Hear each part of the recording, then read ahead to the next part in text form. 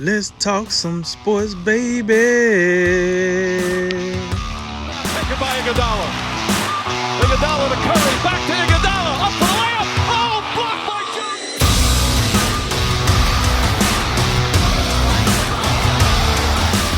And remember, make tomorrow better than today, and make today better than yesterday. And you know what we gonna do? We gonna holler at you until next time, baby. All right, guys, episodes 3 and 4 of The Last Dance, detailing Jordan's Bulls to their dynasty, dropped on Sunday. These two episodes focus on the Bulls' rivalry with the Bad Boy Pistons of the late 80s, and also on Dennis Rodman's time with the team. It's a great insight to the hatred between the Pistons and the Bulls, and also probably the most detailed interview you'll ever get with Rodman. So, Drink, what'd you think of the third and fourth episodes? Well, what did I think? Hey. Whew. Well, listen, I knew Dennis Rodman was wild, but I never knew he had the balls to go up to Phil during the season and ask for a break during the season just to go party. And then he asked for the break, right? And he got the break. Even though Jordan disapproved, Jordan was like, come on, Phil. Like, really? We let this guy go. We ain't going to see him again. What we doing here? Like, come on, man. So he got it. Now, I just want to slide in a note that this is the same guy that was supposed to go up to ownership and tell them to pay Scottie Pippen more money. But he couldn't stop Dennis Rodman from going to party during the season. So that's neither here nor there. But one of the odd things was, once he came back from that sabbatical in Vegas, he actually came back and played better than he did before he left. So, it kind of made you wonder, like, I mean, was it really that terrible of an idea when you think about it? I mean, you did come back and get a better player. Also, I want to hit on, like, his celebrity status. It was a lot made about how he was a celebrity status. I mean, when you measure up the popularity of both of the guys, Jordan was the most popular guy evidently, but Rodman, it was a stretch during those 90s where Rodman could possibly have been the most popular guy in the NBA. And it was telling because I was watching the interview and they was talking about how Rodman held interviews at the time, and they were saying like the only interview that he actually held that had some substance was the interview with I think her name Barbara Walters, the one where he had on the wig and he had a whole deal going on. It was that interview, and then they came up with an insert of his ex-girlfriend Carmen Electra at the time, where she pretty much said, "Listen, he did all that for you guys because I thought he had more to him. I thought he was actually a wild guy, but once I got to know him, Pistons didn't shake the Bulls' hand after the 1991 Eastern Conference Final Series because that's bull crap. Because you can clearly see the Bulls go and shake their hand after 3 years in a row of taking the L to this same team. Not only did they take the L, you're talking about this team was beating them up as they was taking the L. And they still went to these teams, shook their hand, good series. We'll see you again next year. It is what it is. My mom used to have this saying, right? And she used to tell me when I was growing up, she always say, Nate, I want you to know, so Isaiah Thomas want to say, well, the Celtics didn't shake our hand. So what? They didn't shake your hand. What they got to do with the Bulls? Like, it is what it is. And that just ain't good enough. That was some, I got some other words for it, some explicitives, but that was weak sauce. You got to come with something better. So I don't blame Jordan for holding a grudge to this day, especially after hearing that overcooked rice of an explanation that Isaiah Thomas served up on the documentary. That ain't it. I don't want to hear that crap. That's like be more professionals. Like what would it hurt for you to shake Michael Jordan's hand for a second and then keep walking? No, you walked out before the game was over. So that's weak sauce. Detroit can miss me with that bull crap. And then my third point was I was surprised to hear that Phil Jackson was not the guy behind the triangle offense. It was actually Tex Winter. I did not know that. I always assumed that Phil was the guy that came up with that. But it was Tex Winter, assistant with the Bulls from 85 to 99. And a key note, also assisting with the Lakers from 99 to 2008, because that explains why that offense traveled with Phil over to the Lakers. So I found that to be very interesting. As we all know that, look, this triangle offense changed the game for the Bulls in the 90s, and it changed the game for the Lakers in the 2000s. Point blank period. This offense came up, and listen, it worked. Phil worked the personnel.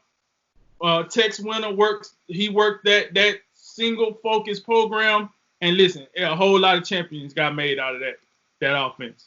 The one thing that I do think that we don't stress enough is how Phil got Jordan to buy into the triangle offense. As you see, listen, after 3 years in the Doug Collins offense that pretty much kept the ball in Jordan's hands the whole time, now for you to come out and try to convince him, hey, listen, Michael, I know you don't really like this, but, if you kind of pass the ball, we can still win too, And, Michael like, nah, man, these dudes sorry.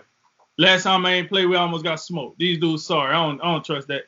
Like, Michael, give me a little trust. Put the ball in somebody's hands. So I thought that was telling that Phil was able to get Jordan to agree to that. And I got to say, before I sign off, hey, shout out to John Paxson for making them shots in Game 5 of the 91 NBA Finals. Because I'm going to tell you like this. If he didn't make them shots, I don't think Jordan buy into I don't think he buy into this offense. Therefore, changing history as we know it. So that was my 3 reactions for these 2 episodes. Yeah, first of all, the Dennis Rodman, the vacation that he went on mid-season. I can't imagine something like that occurring today. We know that players from time to time, they take some time off, a little load management here and there. But I don't think we're gonna see a guy just run off to Vegas and just go buck wild out there. But again, I'll tell you, a lot of these things you think about, and you can really boil it down to Phil Jackson pressing the right buttons, because Michael Jordan is sitting right there and saying, "You really gonna let him do this? He's not coming back." And he actually didn't come back. They had to go get him, which is just fast. They said, "Yeah, you got 48 hours." And they had to go to the hotel room. I believe Carmen Electra was in the room hiding under bed sheets behind the couch. they pull Robin out the room and bring him back.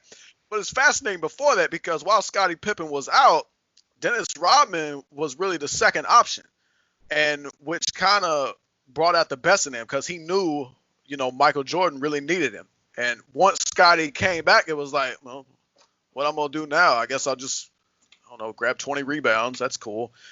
But I can't score the ball no more. But so, really Rodman, just his personality and what he portrayed to the media versus who he really was. It's a fascinating study, and it's still fascinating to this day. And then Phil Jackson, back to Phil, you brought up Doug Collins. The Bulls had some successful seasons under Doug Collins, but Doug Collins always emphasized Michael. He never embraced the triangle. Tex Winter was out there trying. He was, badgering Doug Collins time after time. Hey, let's run this offense. And Collins got sick of it. You relegate him to copious note-taking, just over on the sideline. Just don't even come near me. And then, management, Jerry Krause said, you know what? I think Phil's ready to be the coach. And Phil gets to be the coach. Tex Winter gets his offense. And the triangle is such a simplistic concept, but then you see it, and you see the little overlays they putting on the court, and just how it unlocked the one pass just opened up, countless different options. And the whole point, Phil's point, juxtaposed to Doug Collins, well, Michael, if you got the ball every play, we're bailing out the defense. The defense can key on you. Whereas if we move the ball, if we share the ball, we run this offense, take the ball out of your hands a little bit, the defense is off balance. They're not going to know what to expect. And it ended up bringing the best out of Scottie Pippen. And that's really when the Lakers started winning. And, of course, the Pistons. You right on the money. The Pistons, really that team that stood in their way. The Bulls lost back-to-back Eastern Conference Finals to them, 6 games and then 7 games. And you just look at the action between those two teams. I look at the modern NBA. I think it's a little bit soft, but I wouldn't want to play in this era with these guys. I mean, some of the stuff you see out there, like people are out there getting brutalized.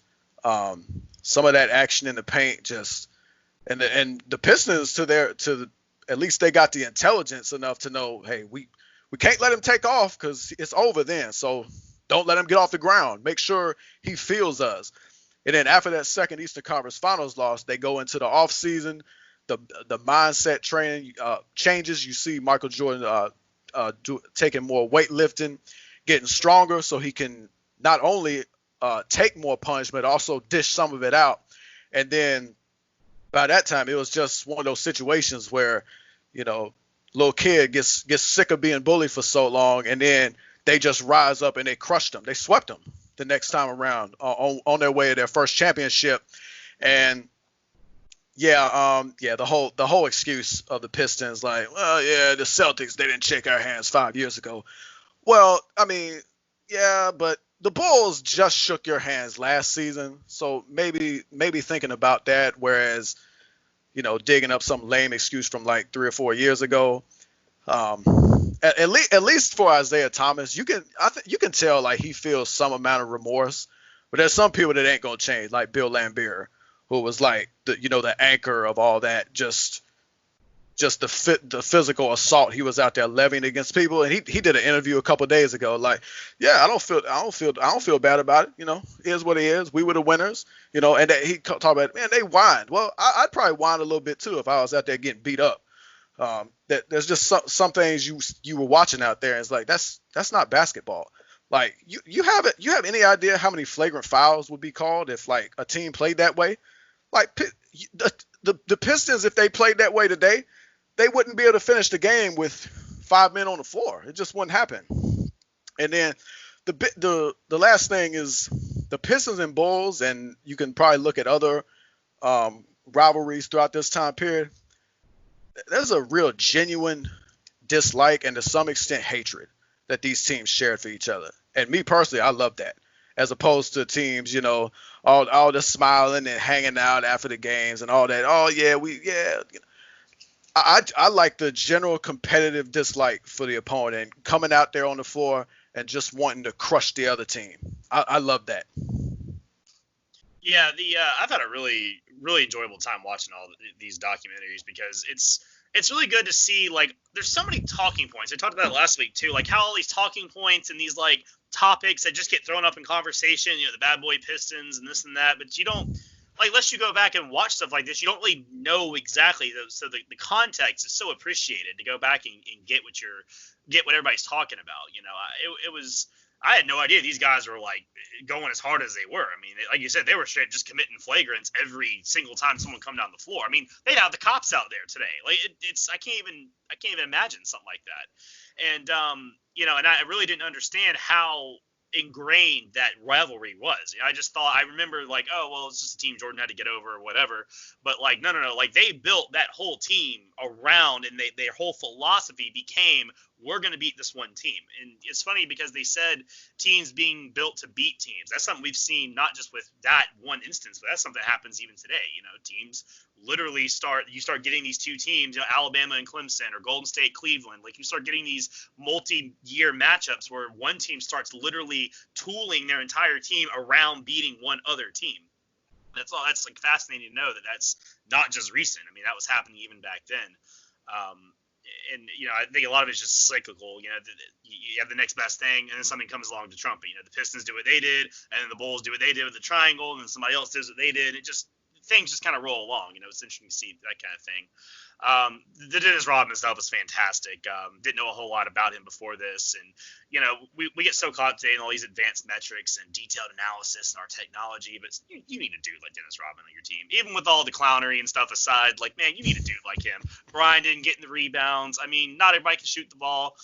And it's cool to see him kind of get his little kind of a moment in the sun, and guys like him even today are kind of overlooked because all we care about nowadays is shooting threes and scoring points.